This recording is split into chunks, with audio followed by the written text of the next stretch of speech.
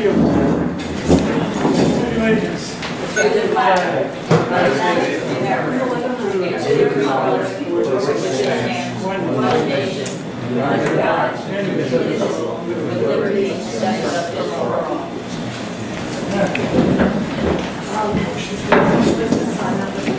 There's other 5 people. And that's all they take. Right, so I can't. When's the next board meeting? Well, it's not until August, but I did do what I wanted to do as a start. I don't know if you've been to our website and Facebook page. I haven't. Yes, but they lead off with that message. And you know, I tell you, it's an important subject, and it is something that is a concern. Let me just talk about it. Airbnb, wonderful, you know, commerce, all that. However, something, if this could end up in the newspapers, it would be wonderful. The one detriment that we have here in our community, especially with those people who Airbnb the houses or rooms or whatever, and they themselves are absent, is that in many instances, people who come party, and they make a lot of noise. They don't even realize that they're upsetting neighbors when they do this. When the police come by and gently remind them, you know, gee whiz, they're very often mortified. They're not even aware that they've done this. People who rent their places out aren't aware that they're disturbing their neighbors by doing this. So the message is, you know, we don't want to step on commerce. We don't want to get people's, you know, private arrangements here. But please, if you're renting your places out, particularly if you're going to be absent, please make it clear to those who you rent to that they must be quiet. There's such a thing as a quiet celebration of nature. You don't have to go out there and blast YouTube to show your appreciation for hills and dales. So that's really the message, and if the newspapers would carry that, I appreciate it very much. And Laura, just go ahead. Also, one of my neighbors, because I live on top of O'Hale and we're surrounded, and the summers have become impossible, but I'm not going to take up other people's time. But one of my neighbors found on the Airbnb site a neighbor hotline. So they actually have a complaint line, so if I could just read that number into the record. Absolutely. And then we've been sort of brainstorming about solutions to the problem, so I'll come back in August and after a few more weeks of noise. 888-927-4459. And Airbnb has a help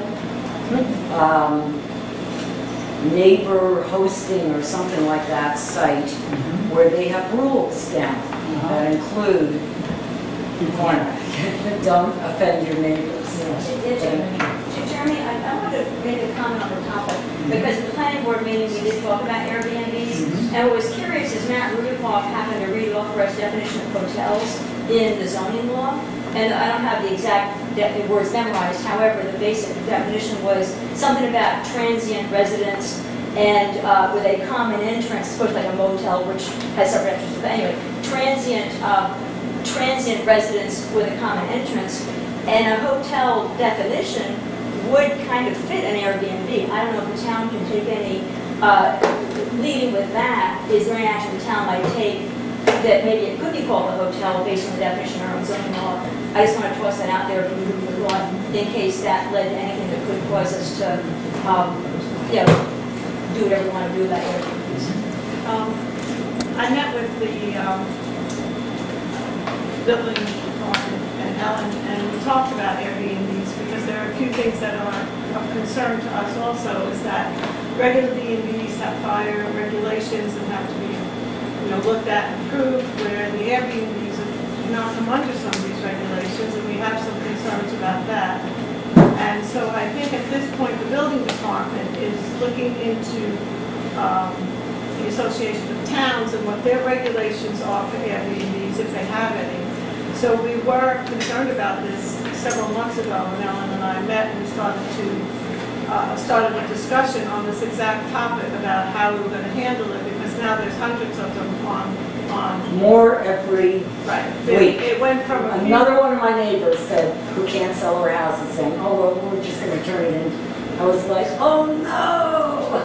Yeah. Yours. And so it's then I'm completely surrounded on all four sides. It's becoming an issue, and I think the building department is looking at that to see what we can do or because, you know.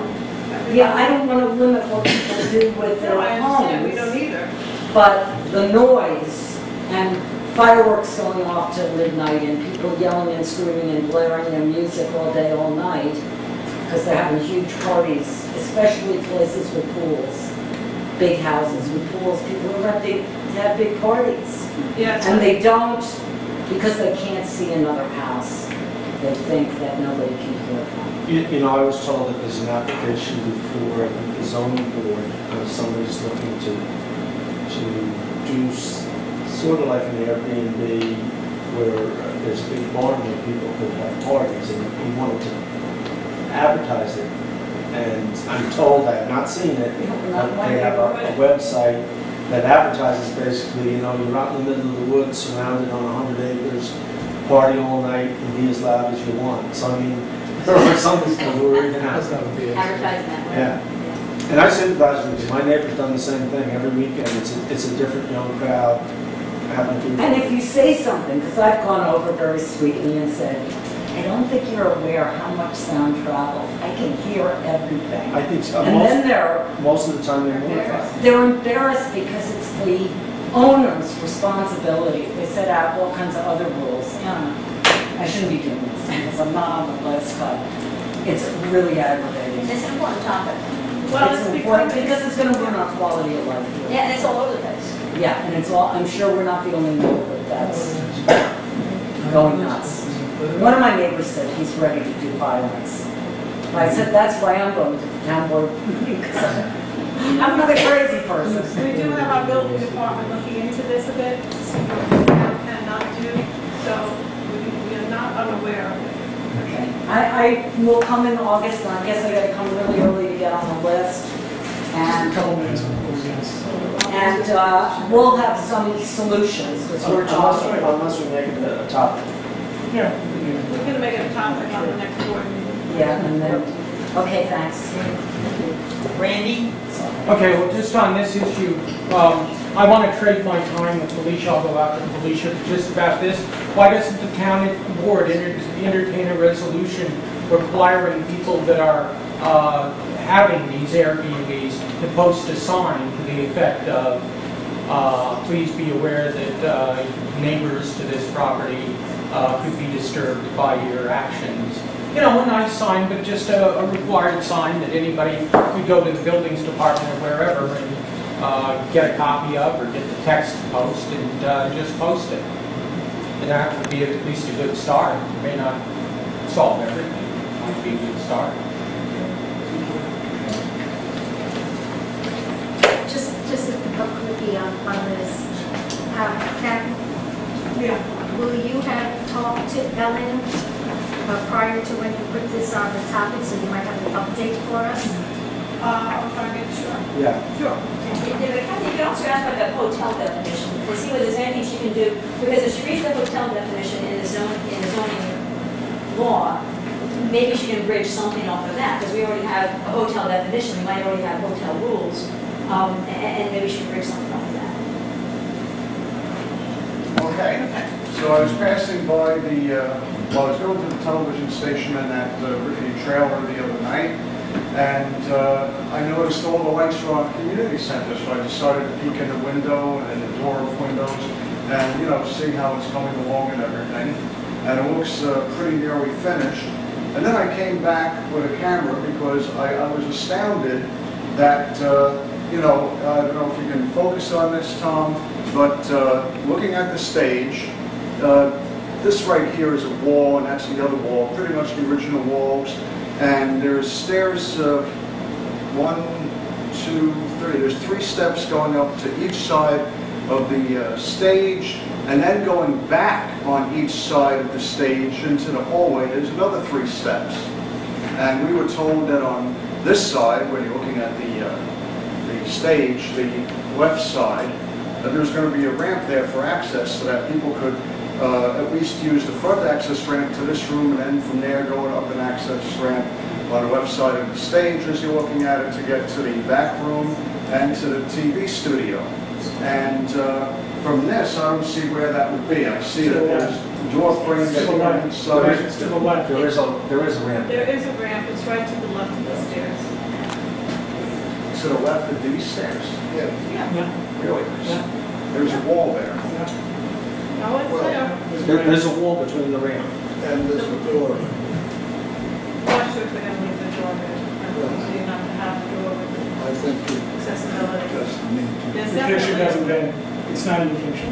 It's to Yeah, the well, left. even looking inside there, It's absolutely there. There's a big I've ramp. gone up and down it myself. I've gone up and down myself. Okay, well, we'll have to see. It might just not be visible, it might be on the other side of the wall. Okay, we'll have to see where that is, because I certainly couldn't see it looking in there. It's just this, where the steps are on the left, there's a wall, it's right on the other side, There's a wall on both sides of the ramp to go up. with railings. Okay, we'll have to take a look at that. Well, whether there's a ramp here notwithstanding, if this is where the ramp is, and if this is taken from the place where disabled people are forced to enter the entire community center, then you're certainly going to have to post a sign, one of those blue signs with white depiction of a wheelchair in it, to make sure that people know. But that doesn't matter, because if you take a look at this and look at it as you're going in, if there are contra dances resuming in the community center, they're all going to be on this floor, and everybody's going to be do-si-do-si. Or if you are having, if the Performing Arts of Woodstock, let's say, is having a play, or anybody else is doing a performance, they're going to have the house lights down, the stage is going to be illuminated, and this whole area is going to be dark, and possibly quite full of people. This is not acceptable. The town board, unless they show otherwise, last week committed a case of fraud, because I don't think you people know the implications of the Rehabilitations Act of 1973, Title 504. I was actually reinstated to a job under that title in 1975.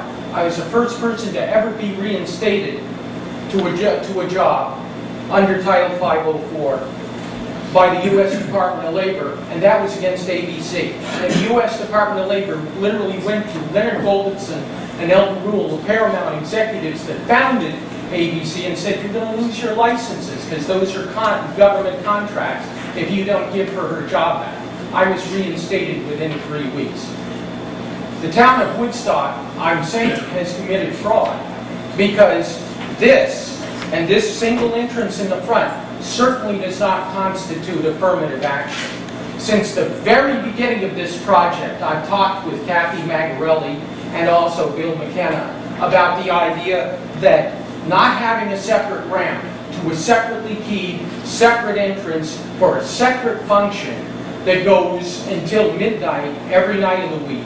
And my show that I've had traditionally is at 11 o'clock on Friday nights, when there often is, and earlier to do other producers, when there often are events at this community center. The TV station needs a separate ramp. The TV station never had anything other than direct access at ground level.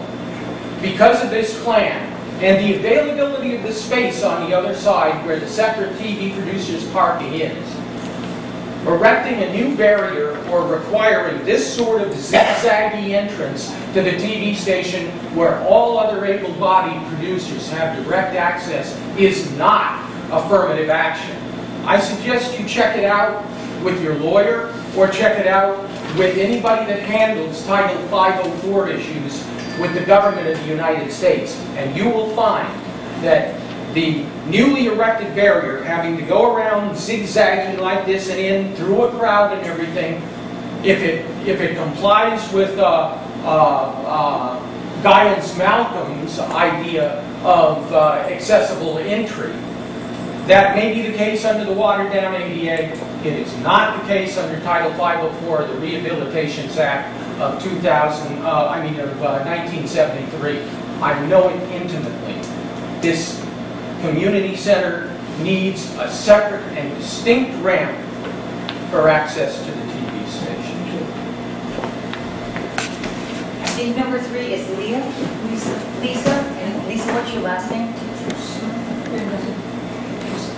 What is it? Okay, I'm not good at this, but it's my civic duty, I've been told. I agree it's fraud, and I would like to introduce myself like this. Friends, Berman, and Councilman Jay Wang. Give me your money. No, I just beside myself, and I tried to prepare something to say. In particular, this 2 minutes, only 5 people don't like.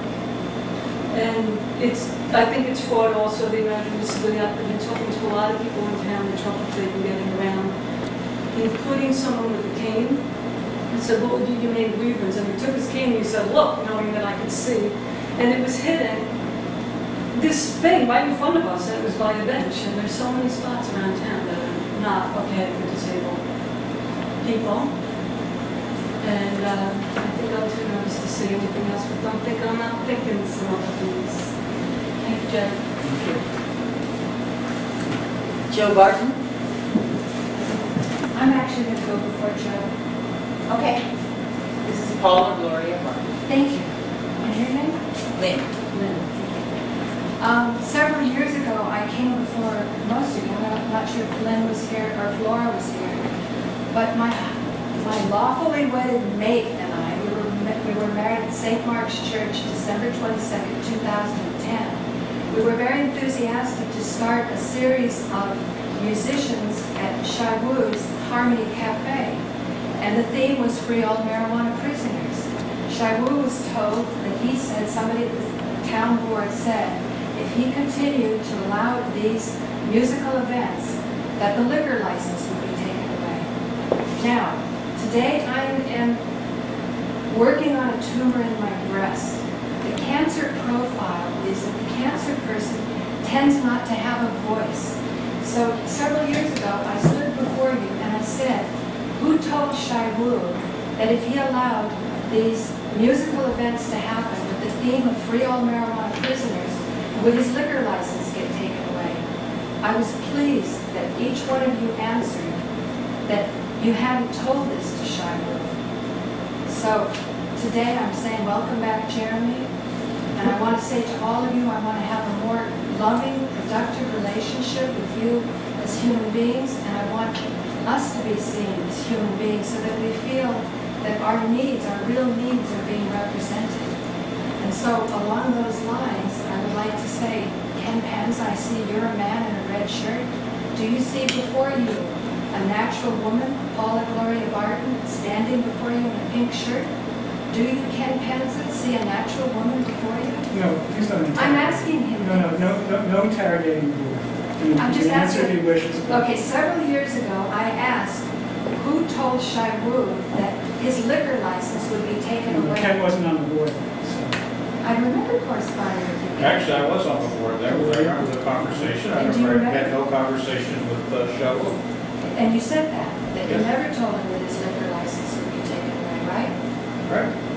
Do you see me standing before you, a natural woman? I'm not sure where this is going.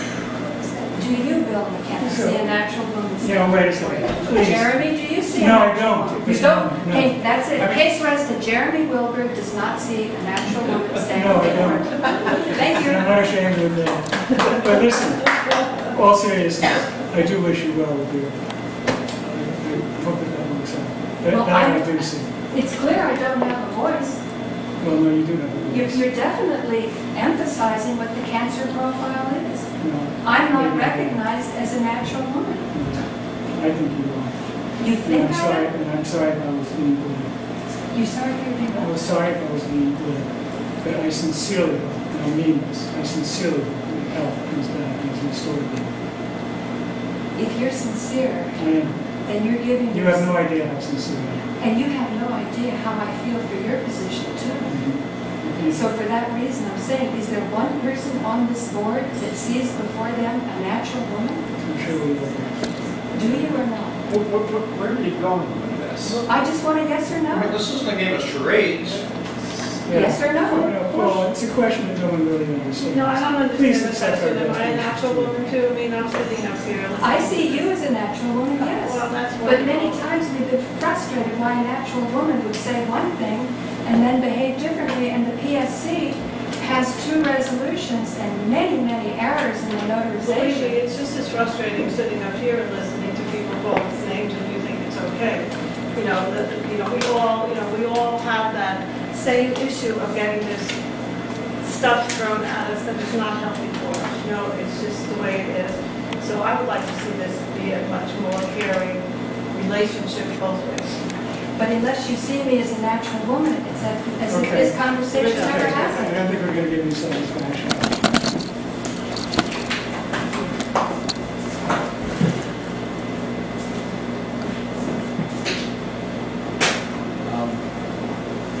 I'd like to, one of the points she was trying to make about a natural woman, our government and most of the governments see us as chattel, not as natural people.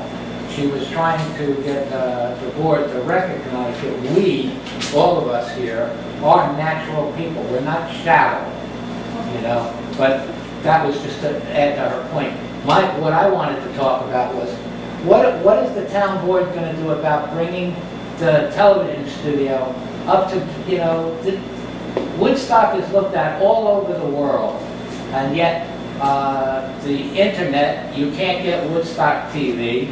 I was told by, I forget her name, one of the ladies involved, Ellen, that in order for us to be on the internet, it has to be paid for, and nobody's paying for it to be on there. Time Warner should supply that actually free because they have access to all the cable lines. And the other thing I'd like to bring up is the equipment there is in the worst shape. It's not user-friendly. Is the town board going to do something to bring that studio up so Woodstock Television, people in Woodstock can be proud of the television station they have? We're going to do our best. Okay, that's what we would like to see. Thank you.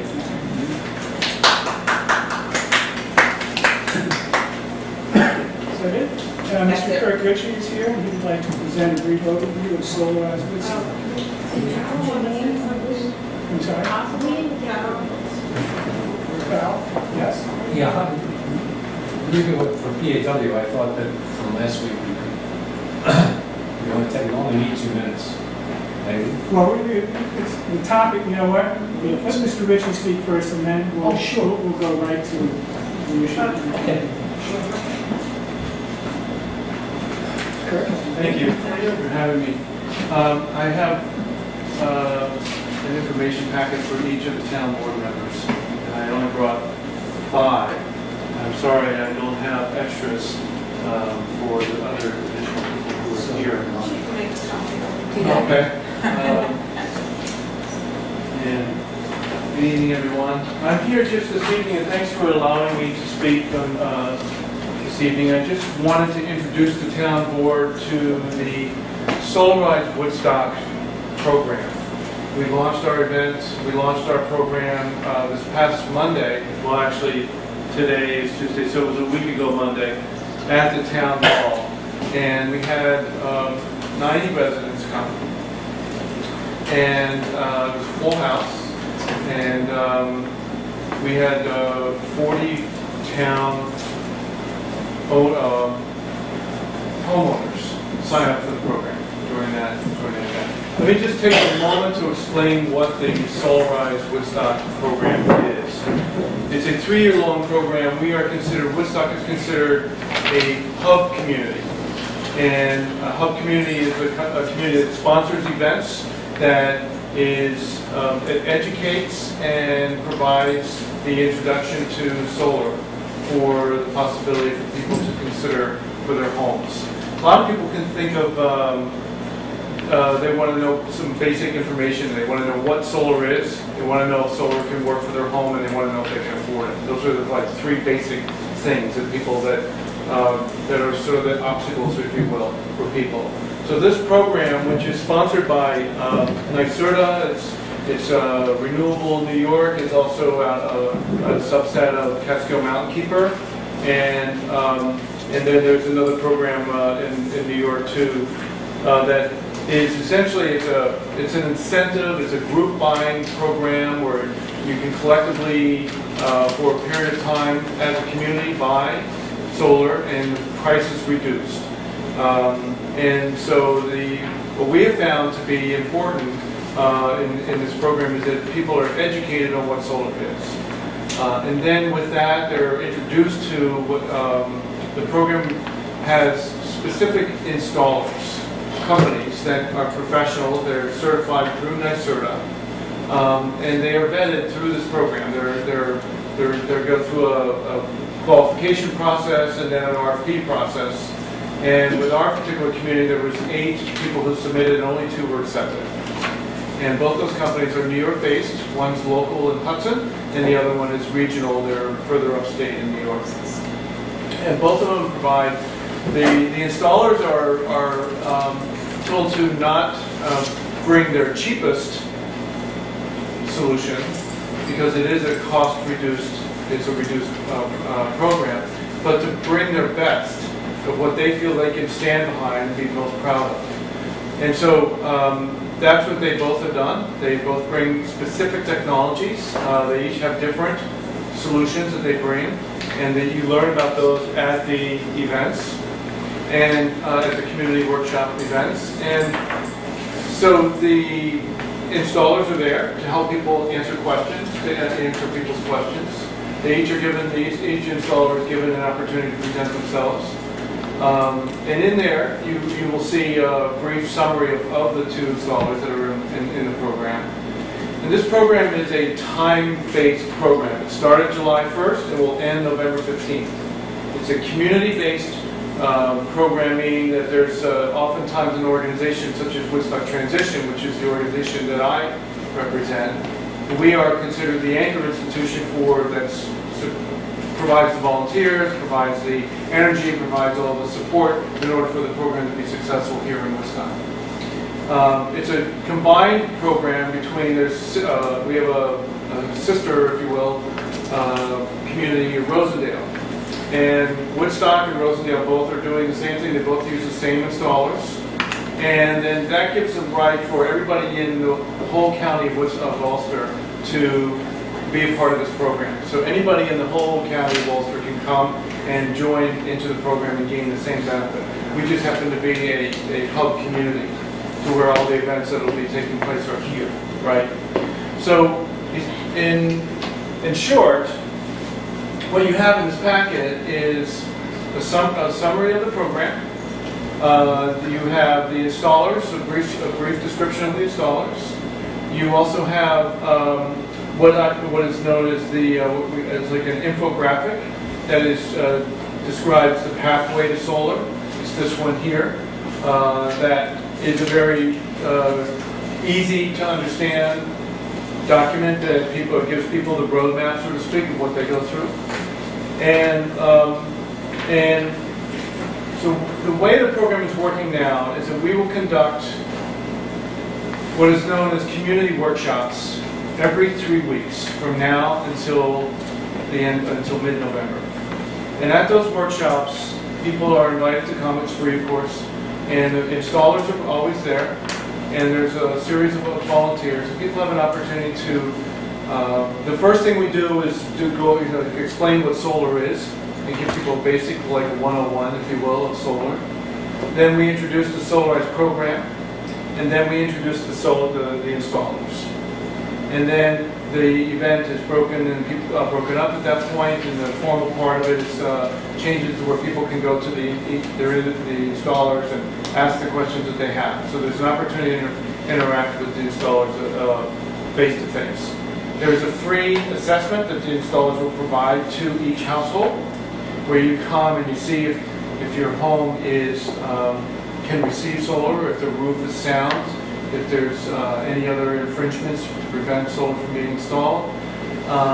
And then there's NYSERDA is also a part of the entire program. So they, in the community workshops, they provide explanation of financial options available, which there's a tax credit for people. There's also low interest loans available for people. And then people can also choose leasing from the installers. So there's lots of different options, lots of different incentives. And the program itself is tiered, where up till 40 people is a certain price, and then over 40 people, 40 contracts, then it drops down to another price. And then over 100 people, households, when I say people, I mean households, then it drops down a third time. And it's an upwards of 15% below market rate. So our goal as Woodstock Transition is to encourage as many people in the community to invite people to these community workshops. Again, they're every 3 weeks, to come and learn and understand what solar is, how, if it's possible for them, and the affordability of it. And we have this window of time. So between now and mid-November, we'll be doing that. We also offer open houses for people who already have solar on their homes, to where they can come and they can be educated by an installer as to what's going on up there and what it looks like and what the instrumentation is on their building. And we also offer people to come when there's actually an installation taking place. So people can come and witness an installation if they wish. So there's that. So basically you can kind of sense that we're trying to do everything we can to give people, to lower the barrier, if you will. To give people an education, give people an understanding that that's actually possible. And the one thing that I always wanted to point out is that if a person goes through this program and gets a, either they purchase it or they lease it, or it's very likely, I don't know what the percentage is, but it's very likely that they will have, that their monthly bill will be, that their payment for this system would be less than what they're paying now. So that's an amazing thing, that you could actually you could save money and have a system that would put you involved in renewables. I just want to interrupt you. Yes. Because before you make that assertion, I'm not saying that it's incorrect. Yeah. But I hope that when you look at the electric bill, you're looking at it very carefully, because you're getting a meter charge, which does not go away. You're also getting a delivery charge, right, which does not go away. Right. It's only the actual use of the electricity. Right. And that's where you would save your money. Right. Sometimes that's more than half the bill, sometimes it's not. But I just caution you. To make that claim, yeah.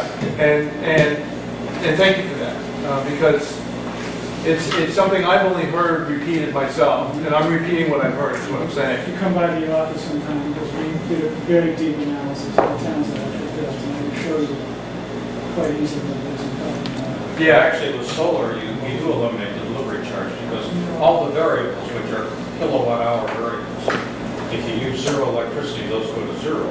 Right. Some of that's delivery charge, some of that's supply charge. Right. But like Jeremy says, there are fixed charges like your meter and the wires and the transformers. Yeah, right. That's remain. And the whole thing about solar, there's a bell curve. In the summer you're producing a lot, and you get the net metering capability, so you're giving away. And then in the winter you're drawing upon that which you created. So every company, they try to match what you're currently producing in terms of your electricity. That's the goal of the system that they install.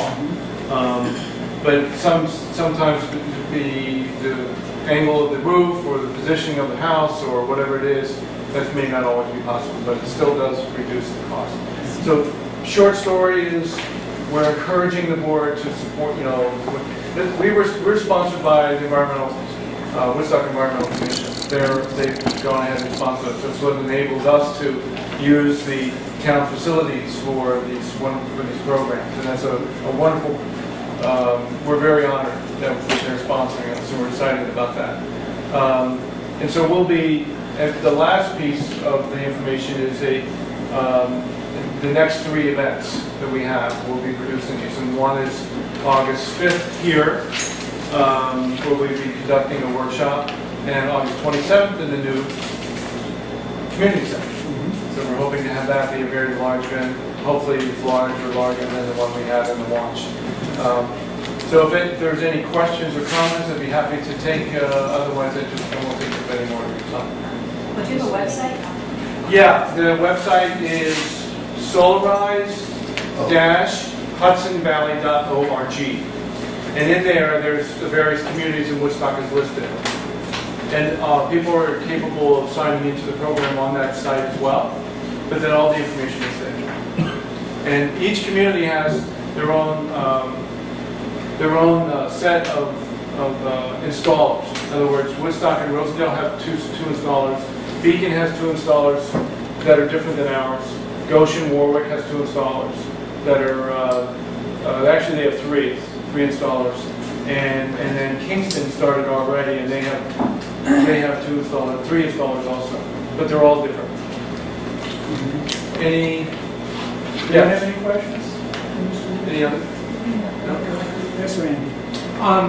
I've heard that your program is not set up to allow people to go off the grid, and that it's a actual feeding back of any excess solar generation into the grid.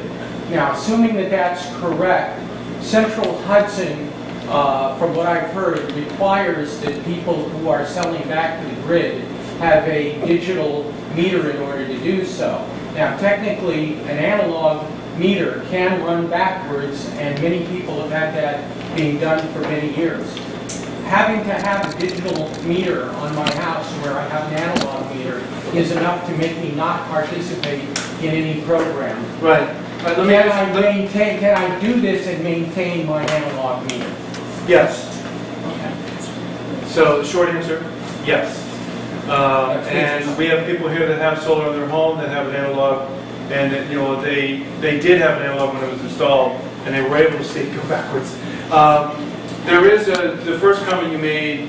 If inside the program itself is, you get the reduction you get within the program, you can option to pay more outside of that program and go and be provided with battery.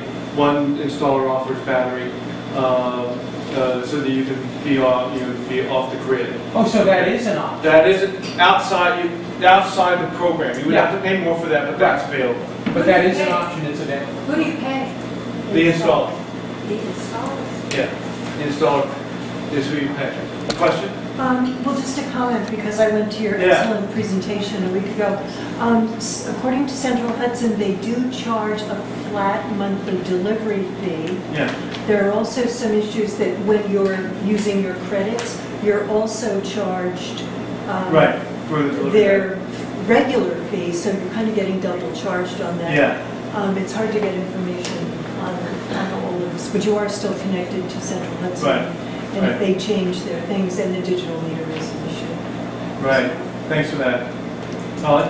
Yeah, I was just going to say, we've had solar on our house since 2007. Unfortunately, in the winter, it doesn't work because it's too flat, so the smoke sits on it.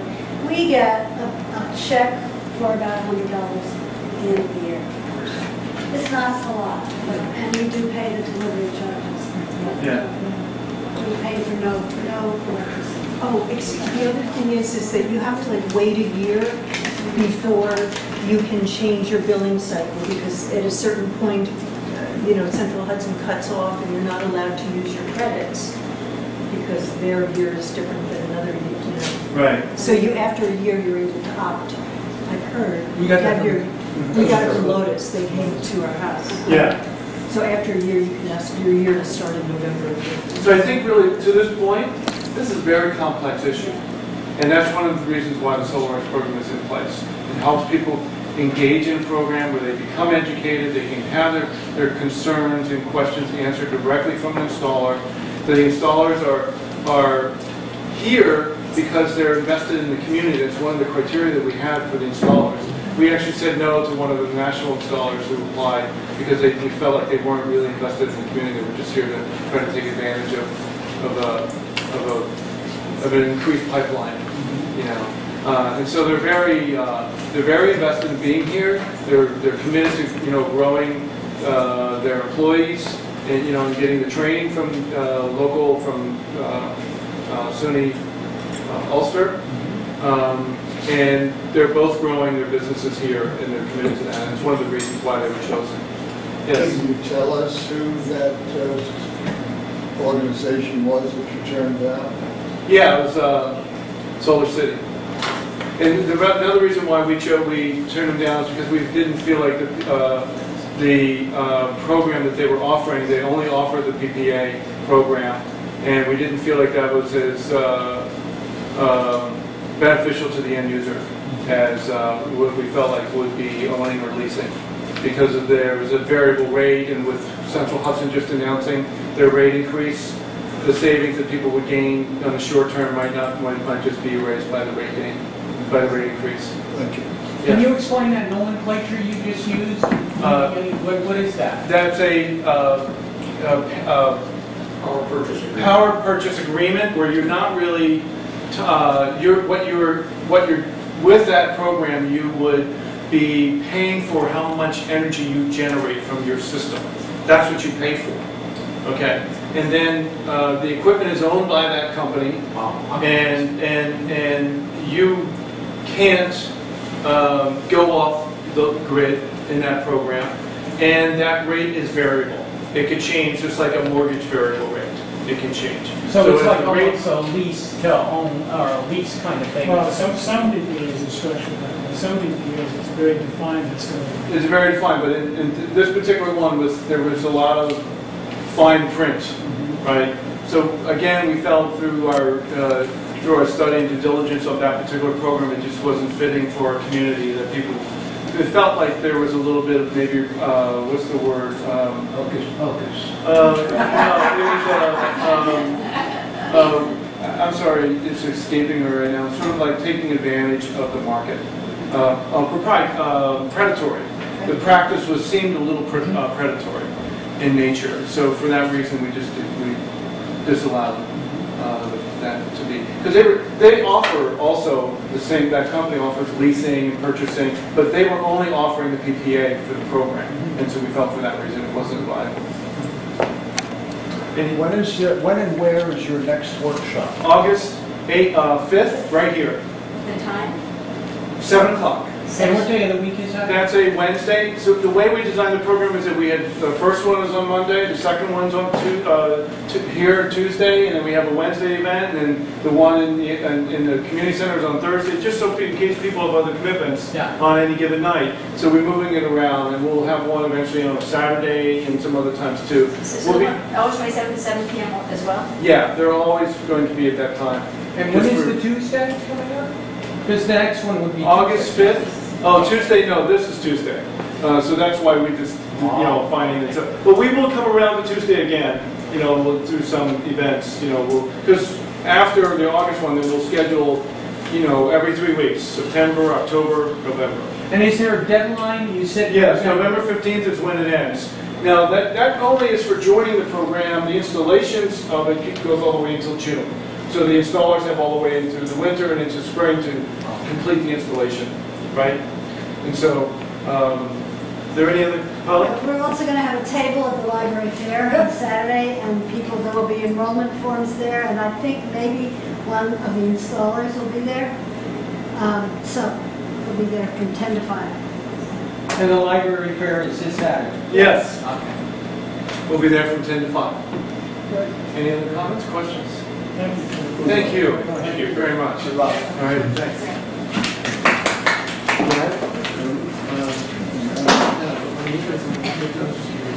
Okay, you have an announcement? Yes. Two. Number one, if I remember correctly, Bob Dylan wrote a song a long time ago about natural woman. And I'd like to say very seriously that every member of this board is a natural person. There are no robots here, just as is the case with every member of the public that's here. There are no robots here. The fact that the public can be happy, or parts of the public happy or unhappy with board decisions is natural. And it's also natural, just speaking for myself, that at times when I have been disappointed in arguments that I've made, that doesn't mean that the board members are unnatural. They're all we are all doing the best job we can, and very seriously. And on occasions when I have been able to impress the board with whatever arguments I've come up with, also natural. And again, they're doing the best job they can, just as the public coming to these meetings is doing the best job they can. And that's why we're here, is to get your input. The other thing I wanted to say is that the Common Council and the mayor in Kingston have agreed to put the vote about changing the city charter onto the November election. And I very much support, and I hope the rest of the town board does, the idea that the Common Council will have a voice in future water sales. The simple reason is that it gives a wider range of opinion to the possible or probable future sales of water, which, as we all know, affects us. And my point, I think, is made very clear by the fact that at least one member, or perhaps two members of the Kingston Water Board, have been complaining that if this vote goes through to change the council of the charter so that the council has to say, they're going to lose money. I think enough said. So Any other announcements? Let's applaud the council. Any other announcements? No, good. Yes, come on out. This is PAW stuff? Yes, thank you. Hi, thank you for your time. I'll be very brief. I'm Farrell Reynolds. I'm with Performing Arts Woodstock, my two colleagues, Steve Lefevre, one of the founders, and Lena Adams. As far as the use of the community center, first of all, what a spectacular job you've all done. Take a look at it, it's gorgeous.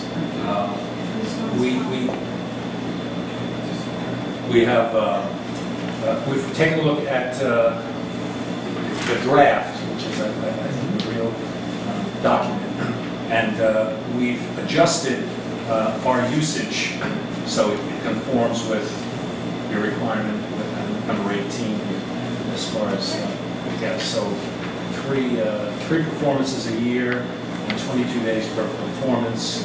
So we've moved heaven and earth, and hopefully we're in compliance.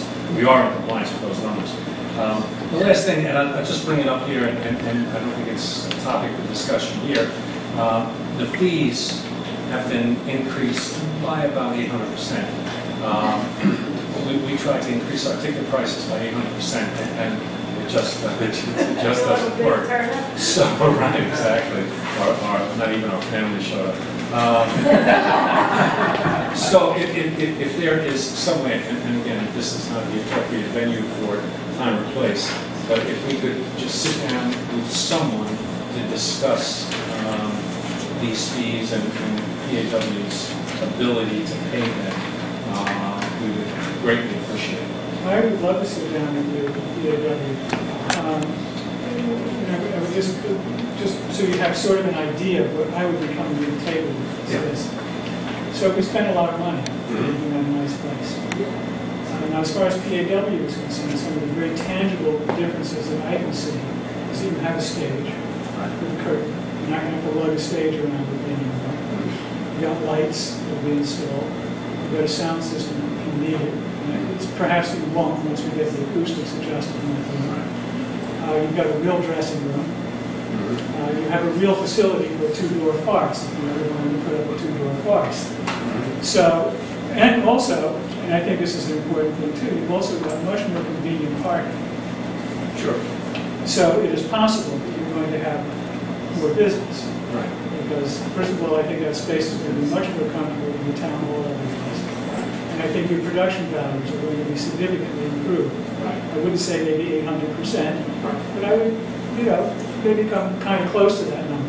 What I would suggest, taking all this into consideration, also taking into consideration that your town, just like every other municipality in the state of New York, is now falling more and more and more under the penumbra of less taxes and more fees. You understand that? The tax cap legislation adopted by our legislature is doing everything it can to take the expenses off of taxes and put them on the fees. I would love it. We could just make that a little free for everybody to use. But it just can't happen. So if you're going to be using that building 66 days of the year, which is, what is that, almost 20%? So just keep that in mind. Come to the table with a proposal, so that we're not sort of fumbling back and forth. But come with a proposal. Absolutely. And then we can begin a conversation. I'm only speaking to myself. I'm not speaking to the board. Your point is very well taken. It's just, I'm not guaranteeing that, I can offer a successful negotiation. I'll offer a sincere one. It'll be up to the board as to whether or not it's a success. I'd be happy to sit down with you, Jeremy, when you meet with PAW as one of the drafters of this proposal. Okay. I would too, so I mean. Tag team. That's fair enough. You can't ask for more than that. I think what's not in the fee schedule is frequent users. Because I think this is set up for one-time users, but you're a frequent user, and perhaps there's a different, maybe that's one more thing that can be thought through, is what is a frequent user proposal? What's the one-time use? The volume presentation. Yeah. Sure. Yeah, because if you're a volume user, then maybe that's a reason for that. Right. Well, the only thing we have to be careful, and something we talked about, Laura, was that, if you're only going to use it a few times, we hate to see somebody turn around and book it for weeks on end because they were going to get a discount. Oh, I agree. And, but PAW would be a separate, you do. There's a lot of different angles to look at. If they had to pay up front, they guarantee their money. But anyway, you can work out. We'll come up. So we could, I'm sure we'll look it over and see what we can do to make it fair enough. fair for everyone. Good. And who should I be in touch with to Call my office, set up? extension 17. Absolutely. I can carry it. Okay. At the time it works. All right, terrific, fine. Thanks. May I leave these here? These is just the schedules, or bring them with us when we... I would like to see it. Is it different than this? Yeah. Oh, yeah. Oh, yes. Great. Take a look at those. So where are you rehearsing the extra time you need to rehearse? In my living room. Okay. And I keep on the lease for that. You also did see that we had a split fee because we've got Front of the house and back of the house. Yeah. Oh, absolutely. Yeah. Absolutely. that may be something. Well, which is the front of the house and the back? The back of the house is the stage, right? Yes. The room behind the stage. The room behind the stage is, That's the back of the house. that's the back, Yeah. that's the lesser. Yeah, no, Yeah, we the did. requiem. Yeah. I So did the see. front would include the stage, right? Yeah. The front would include the stage and the big room. Right. The back room is really nice. Oh, I know. You I know. have a living room back there. I looked in the windows myself in the back. You also need to be aware that those 22 days are not 22 days Full days. dawn to dusk. Right. Yeah. Right, and they're not consecutive. They're not consecutive. No. Thank you, guys. Free events. Thank you very for much. taking We'll be the in time touch. to look Right. at the schedule and work on it. Well, hopefully we can work something else that works for everyone. I hope so. Or even the highlighting issue, maybe has to apply, because you're saying you don't want everybody walking off the lunch, but there could be an application process. Okay, should we just burn down the agenda? Excuse me, Jeremy. I received a call from Paul Lenz telling me that you had received the decision from DEP regarding use of He Yankee didn't Town send it to Pond. you? He said he would. He said he wouldn't until you... I notified him, I said I had received it. Well, so Jay should told be me you getting would be announcing it tonight, so. Oh, And I've not consider it received announced. it. Oh, do you have it? I have it. Oh, here. Well, I'd like to have the Take board. it. Okay, we'll take it. Thank you. Can you make a copy on this machine so that You know what, I'll give you $10. Oh, I'm giving you, yeah, that's. Oh, thank you. Thank you. Take it, thank you. Yes, sir. I think you'll be, fairly happy with the results. Are you gonna tell everyone else? What's that? this is- Well, if they kept Basically, 13 they in spring, pretty we much won't be accepted happy. 99% Shoot the deer, we won't be of happy. our recommendation for the project. There's a lot of land designated Thank you all. hiking, there's land Thank you. designated for, turkey hunting, but there, we have a buffer that's 1,000 feet, and big piece of it, I don't remember everything I was looking at. There's quite, it's very close to what we proposed, and hopefully we get. Well, that's, well, we will get. That's Yeah, what we're hoping. and now we are. This is the last parcel part on the Yeah. Allen Road. So if you recall last year, we had a meeting where the majority of the board agreed to a compromise, which we had to convince the city to accept, and they did. They came back and they wanted to open it to all hunting. Our proposal was that we would limit it to big game hunting and spring turkey hunting, which Shorten the hunting season. by more than 50%. And this was what the task force that Bill and I were on with some of the residents had proposed, and it came through with what we tasked for.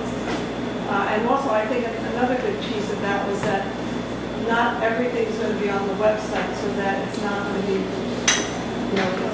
really publicized. Certain things are not going to be on the website, and I think that's what some of the things they really were concerned about, so that most local people would know about it, but it's not going to be on the extended website, which is great.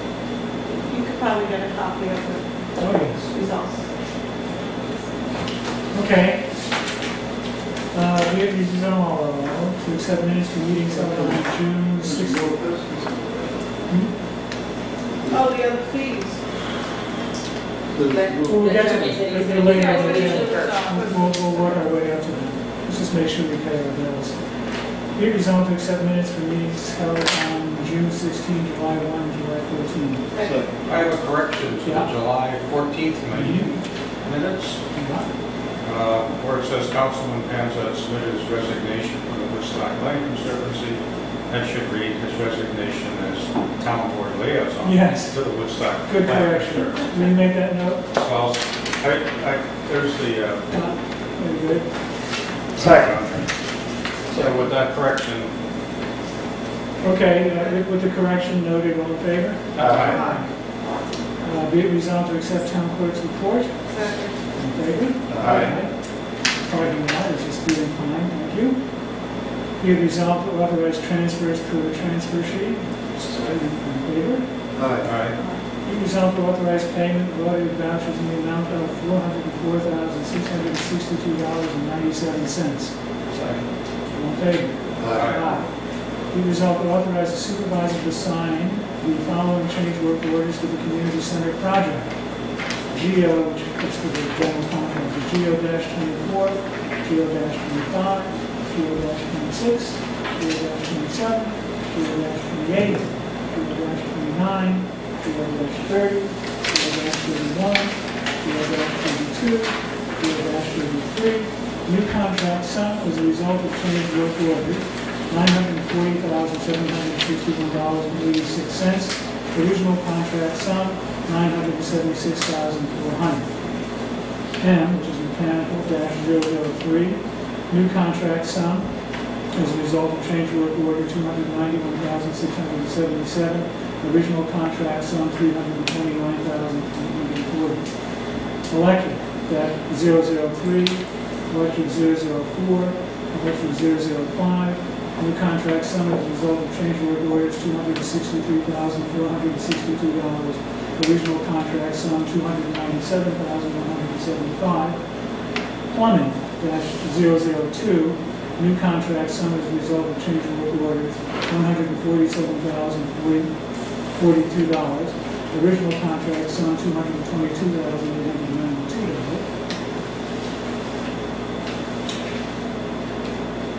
And PSP, it's a sprinkler system, -002. New contract sum as a result of change work orders, $52,045. Original contract sum, $66,400. Second. Second. So you've all noted that all these contract sums are below, less than what they had originally been as a result of the change in orders. And I just say that, follow up with notes that we made last week, but please talk. Hundreds of thousands of dollars in It's actually quite the opposite. We've saved thousands and thousands and thousands of dollars for community. All in favor? Aye. Whereas it was determined by the water sewer superintendent, the water at 111 Orchard Lane North, account number 181-/180, owner Mary Smith did not enter into the wastewater collection system rather into the ground, therefore be resolved. The charge for sewer, the average amount charged in the previous 4 quarters, and credit the remaining sewer charge to the account sewer portion of subsequent billings, and be further resolved to charge or credit the full amount toward the water usage. Okay. Question. Yeah. Is that a question? This looks very scary, that the wastewater went into the ground. And, No, the water went into the ground and not into the wastewater collection system. It was a pipe broke. A water line broke. Okay, well, I scared me when I read wastewater. Yeah, no, It was a water line that broke. no. And so basically Larry was saying it did not enter the wastewater system. All in favor? Aye. Okay, so that's all the resolution. So do you want to start with the proposed planning board application, please? Okay. So they wanted to scratch out 1.1, pre-application review all applications $100. And it's just now pre-application review where applicable. That's the change there. And same thing down there with subdivisions, scratch out pre-application review all applications, and just replace it with pre-application review where applicable. And getting down to wetland and water course, they have, and frankly, I don't think it belongs in the planning board fee schedule. The wetland water course determination fee is actually something that should be in building fees, but it's building inspector that's responsible for sending out the wetland inspector. Yes. Yes. So I think that we should just scratch that from their entirely here. And then leave then with the pre-application review and the application filing and processing fee. So are we okay with that? Yep. Okay. Do you want to adopt this, or do you want to hang on to it until our next meeting?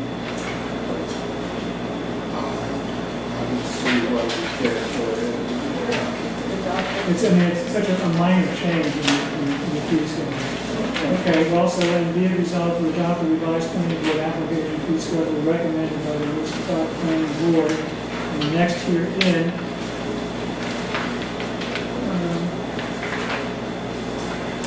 With the exception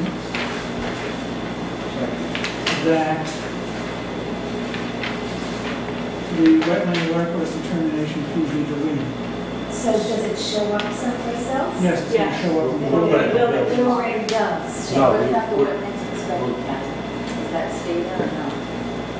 That, I believe it's going to be in the building department. That's what I mean, so are we eliminating both of those wetlands? No, okay. Oh, you mean inspection? Right.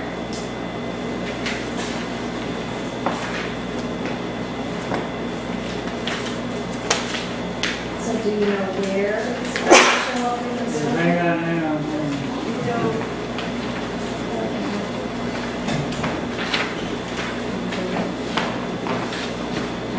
Okay, so let me do this all over again.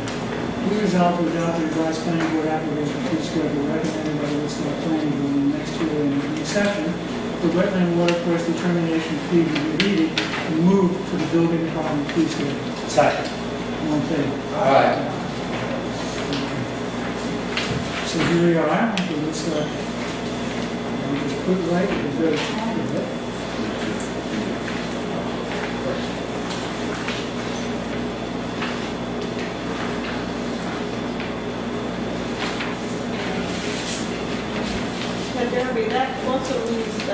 necessarily always have to have the water source inspection. That's only.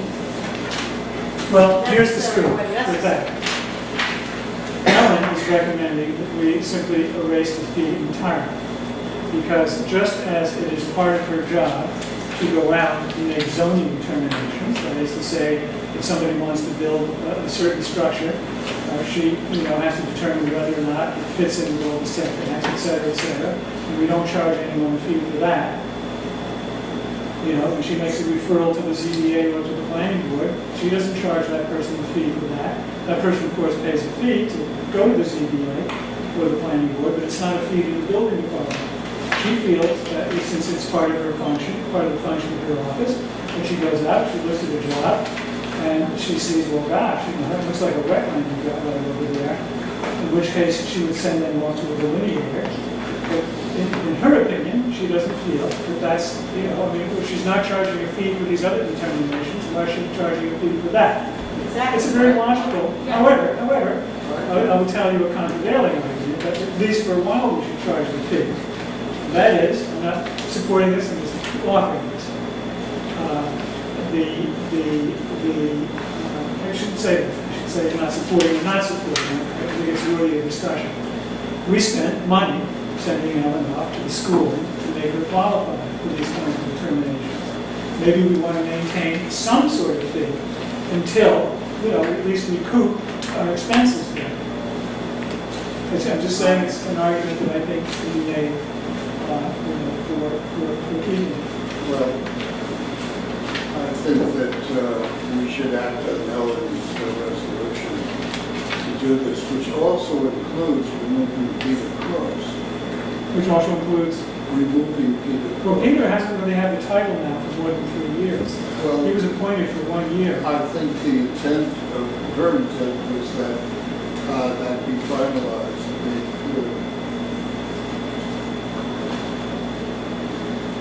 Well, I think it is pretty clear. Ellen now has the certification. She's done the schooling. And as building inspector, she's overseeing this. So you think we need to do anything? We can make it clean, we can appoint her. We can appoint her. Just make it clean and unambiguous. Yeah. So, what's sort of the general feeling about the fee? I do think we could knock the fee down if you want a little bit, but I think your second argument has merit, and you could make, the first argument where she's doing the zoning in the building, she didn't go to school to do the zoning laws. So, she's got the zoning law, and that didn't cost the town a dime. The wetlands certification did cost money. Not only did the certification cost money, but also to increase her hours this year. So she can handle this additional work. Yeah. So I think there should be some fee. You want to knock it down to $75 to $100? I wouldn't be opposed to that. There should be a fee. For a period of time, or? Well, let's face it, all our decisions are for a period of time. But make it clear that it's Ellen who is going to the. Yes, we go into the building department. The building, yeah. Yes. Okay, so I hear 75 to 100, what do I hear on the left? Going once. I did. I'll go for 100. What do you think? What do you think? I think there between 100 and 125, we got to just keep it at 125. Based on the argument that we need to increase our fees in order to maintain our whatever the tax rate is that the governor is proposing. So why don't we keep it at 125 for now? And what I would suggest is let's sit down with Ellen and kind of figure out how much time and effort goes into each one of these inspections. I mean, really, that's what it should be based on, I think. Well, yeah, but she said it depends on what happens. If she goes to look at something and if there's no real issue, it's pretty quick. But if there is an issue, then she really has to spend some more time looking at it. And maybe those are the cases where she should charge the fee. When she does have to make, when it requires more paperwork. That might be the way. Well, if there's no issue, the permits never becomes a question. You don't have to ask. Say that again? If there's no issue. Yeah, right, I mean, you don't need a permit. right. to- Well, you need a building permit. Well, you need building permit, but you don't need a wetlands Right. permit. That's sort of an additional requirement. So if she would make a determination that there was a need for that, then that's when the fee would be charged. All right. She's got discretion. Okay, so it looks like they are proposing to increase from 35 to 40 sign permits, from bed and breakfast yearly renewal from 25 to 50,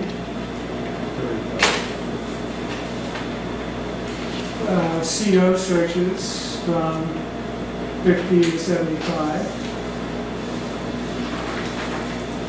Now, when we get down to, so how does everybody, what's everybody's comfort level with those proposed changes? Are we okay? Yeah, I mean, I went over everything with Ellen twice, and so what she proposed, I'm fine with, because I spent quite a couple of days and hours going over these with her. So I'm fine with what he says here. Okay. Well, none of them seem particularly onerous.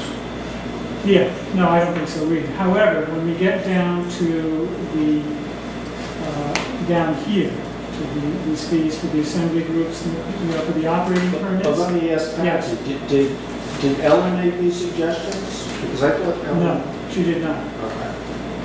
And I had a conversation with her today about it, and it's just her opinion that, you know, I mean, do what you want, kids, but she thinks it might, you know, it might be kind of a stiff hike, some of these. And maybe we want to just give that more consideration. I would be opposed to holding off on the operating permits. Yes, give it a little more look, a little more study? Sure. Okay. For the whole thing, for the building department? No, just for the... Just for the operating permit? Just for the operating. Okay. So everyone was double in that, or more in some cases. So, and then the fire inspection fee is being eliminated, but she's collecting a lot more. She's From the operating. from the operating. That was a smart move. Yeah, she really got that under control. So I think that's another reason. You know, she's just starting to really get that under control, and to turn around and hit people. Look. Yeah. So let me offer this. Be it resolved to amend sections of the building and operating fee schedule the next, actually, no. I'll just scratch that. Right? Be it resolved to amend sections of the building fee schedule the next herein to include $125 per wetland / watercourse determinations.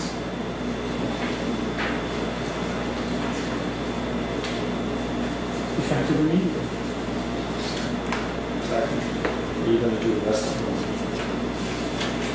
That way, so the resolution already excludes this because we didn't include operating permits. It's just the building fee schedules.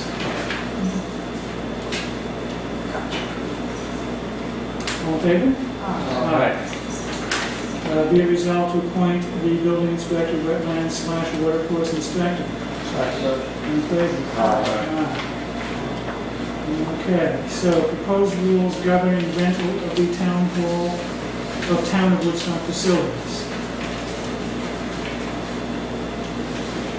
So I think if I understood everybody correctly, we just wanted to sort of put these out to the public, sit on it a little bit, and address it at our next meeting. Is that the correct understanding? Well, especially since you're going to meet With one of our principal users. I'm not opposed to that, except for one thing. You know, the town clerk's office is being hit with this, and they don't know what to charge. So I wonder, should we consider adopting some fee schedule tonight with the understanding that at our next meeting we may... Well, the only thing that from the town clerk's office, I can tell you that I think the not knowing of when it's going to be adopted is worse than Yes. the fees.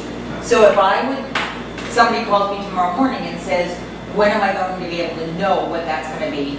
And I say, at the next town board meeting, it will be adopted one way or another, period, that will be fine, because that still is within the center, within the time limit even of the summer camp. So what I would suggest then is that you can have this proposal, you can have a copy of it, and everybody who comes to rent, you can... Actually, since it seems to me, because, I mean, this all looks to me like very fair stuff.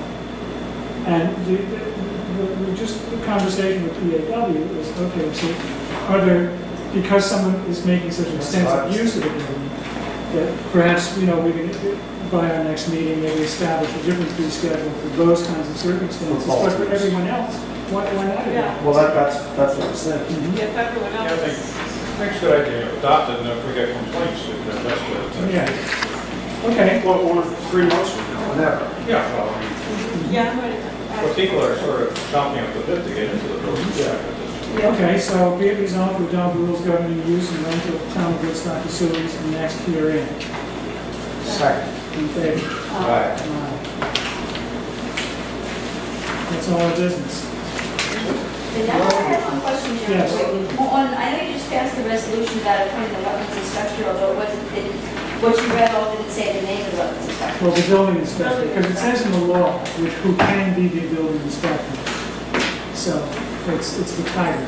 Okay, so your resolution, I thought, just said to appoint, I guess I missed it then. Yeah, the building inspector. So your resolution is to appoint the building inspector as wetlands inspector. It's not always, we have speed bumps. Oh, Jay, we forgot all about speed bumps. Okay, let me say first that I hate speed bumps. Amen. Wait a second, wait. We had a meeting to start this out by congratulating you for bringing such a great recommendation to the board. It has really succeeded, in my opinion, in taming traffic on that road. Thank you. Well, Now you can go. oh, thank you. Actually, it was the decision of this entire town board.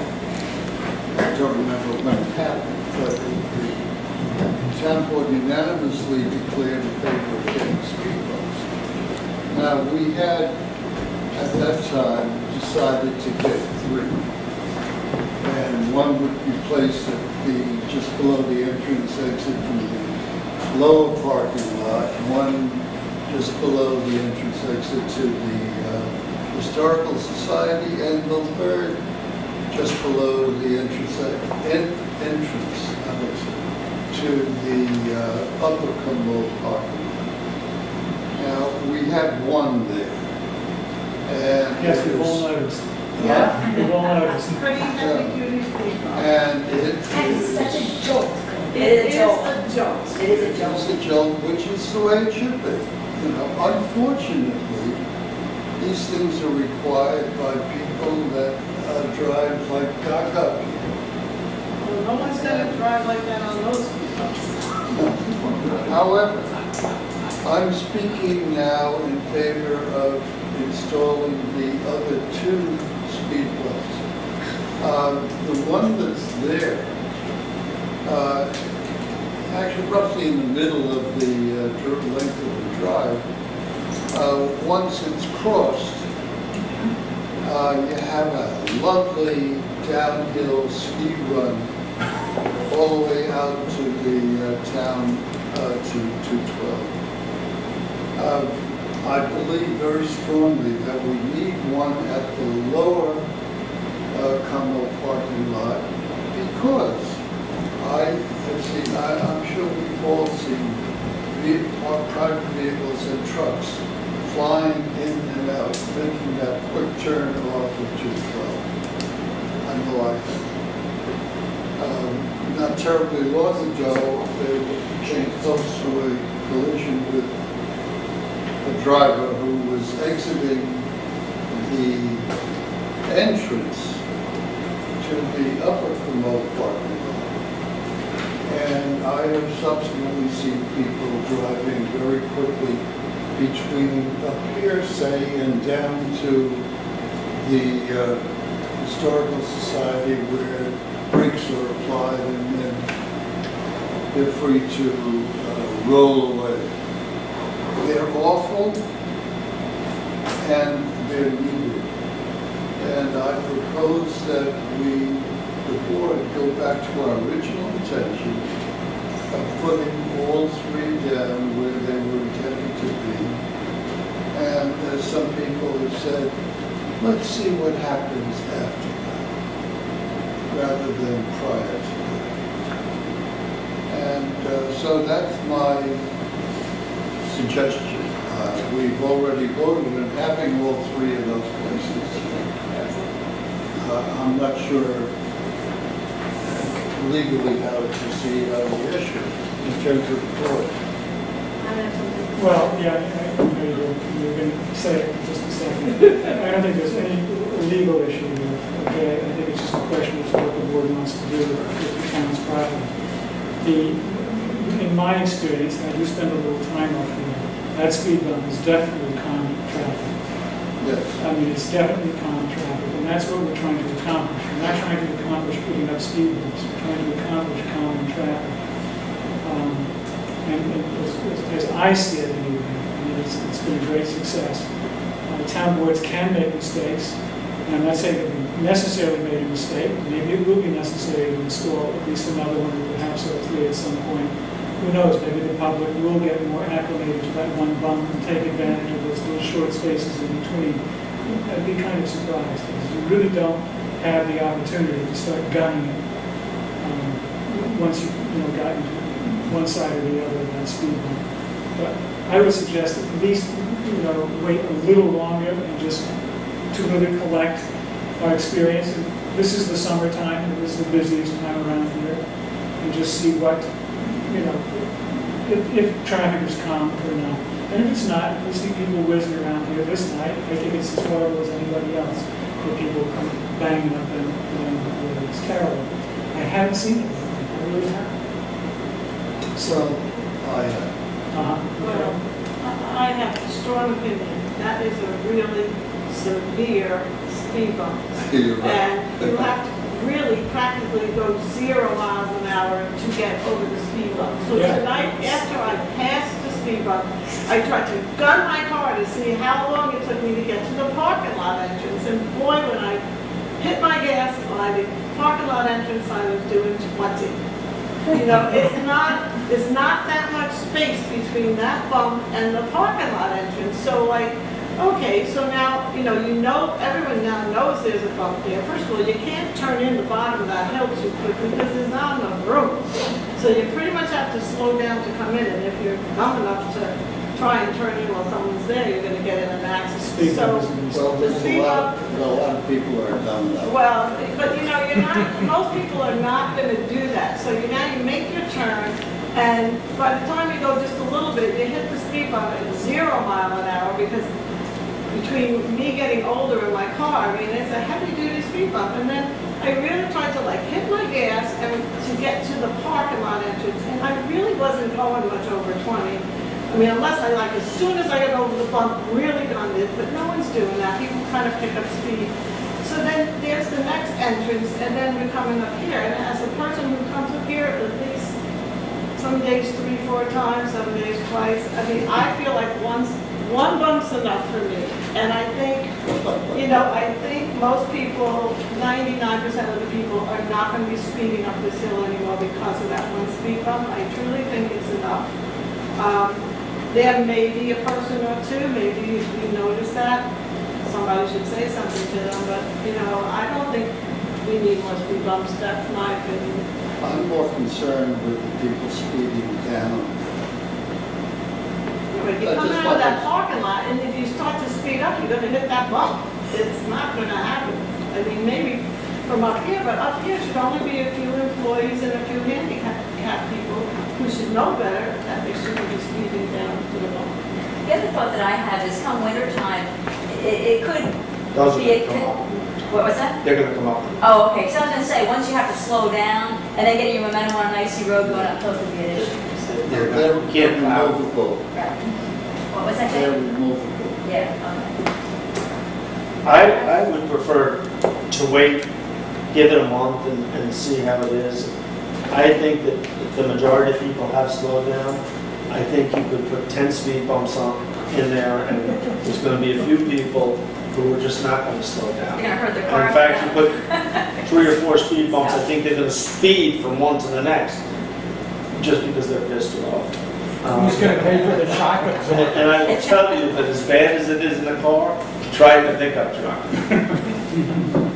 I feel like it's actually doing damage Yeah. to the car. I mean, I don't know. Is Yeah, my car's getting It's a jolted. violent jolt. It really is. I mean, does it really do any damage? Because, I mean, there are gentler I mean, if you go speed bombing bumps. across it. What? Yeah, if you go over it slow, you know, it's not going to do anything. I think we all want to just race out of here now. No worse than somewhere potholes. Well, I I think you don't, could have done with a gentler one, though, Yeah. and still get the same effect. Yeah. I don't want I agree, it's very It's- like this. yeah, where yeah. Even going very slow over a small car feels like it's We'll call it The other ones that are concrete are different. but the Yeah, removable that may ones- be what it is. Yeah, the removable ones, well, that's what it is. We'll call it Well, Mount Wayne. I don't want to berate the board or drag this out. I know that there's 2 very clear points of view about it. I'm sort of I here, don't- just letting it go and see how it works out. If we have to change something in the future, then change it, but, So let's talk. Listen, we all agree we want a common traffic. We all agree. So if it's not common, you know, then we'll come back and look at it. So what did you want the speed bump for, to aggravate me? You succeeded, Jay. It's not that hard. We all voted unanimously. I know. I know, but then we had that secret meeting without you, so they That's right. That's right. The one time that I was sick in the hospital, I took advantage. That insult to injury, and you just approved those minutes.